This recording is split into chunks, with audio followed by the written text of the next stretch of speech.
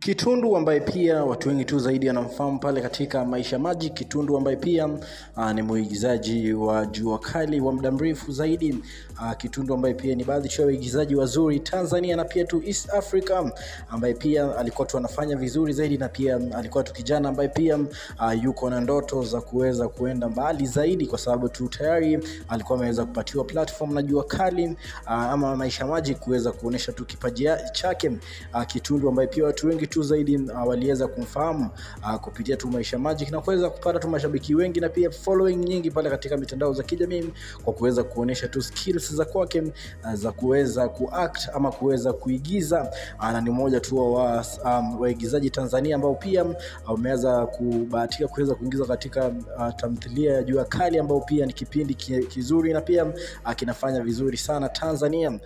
Na inasemekana tu kwamba mataarifa imeweza kutolewa pale katika mitandao za kijamii ikisemekana tu ameweza kufariki dunia. Mmoja tu wa wasanii Tanzania ambaye pia anajulikana sana kama Chino ameweza kutangaza kifo cha Kitundu pale kupitia mtandao wake wa Instagram. Ameandika tu nikinukuu, ameweza kusema tu kwamba ni uchungu zaidi na ni ngumu zaidi kuweza kutangaza kifo cha ndugu yangu ambaye pia alikuwa mwigizaji wa Maisha Magic na tena Jua Kali. Tumeweza kumpoteza na inakuwa ngumu sana kuweza kusahau. Ni maneno ambayo pia ameweza kuandika tu Chino, msanii kutoka kule Tanzania, kuweza kutangaza kifo cha mwigizaji Kitundu ambaye pia ni baadhi tu ya waigizaji wadogo sana Tanzania.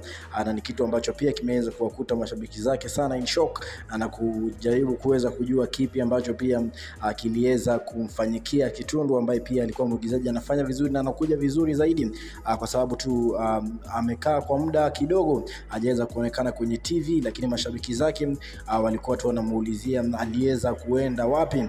Ni kitu ambacho pia watu wengi tu zaidi wamekuwa kifuatilia pale katika mitandao za kijamii kuweza kujua Kitundu alienda wapi, na katika harakati za kujua alienda wapi, Chino ambaye pia ni msanii kutoka kule Tanzania akaweza kutangaza kifo chake. Katika Udaku 254 tunasema tu pole katika familia ya Jua Kali pamoja tu na familia ya Kitundu kwa kuweza kumpoteza kijana ambaye pia bado alikuwa mdogo, pia bado alikuwa na ndoto kubwa zaidi, lakini kiini cha kifo chake bado kinafuatiliwa pale katika mitandao za kijamii kuweza kujua kipi ambacho pia kiliweza kufanyika ndio akaweza kufariki.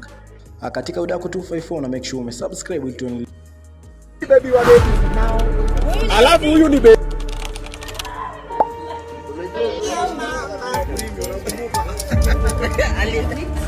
What's it called? Blue band? Mafi muscular. You know what? Yeah, this is it.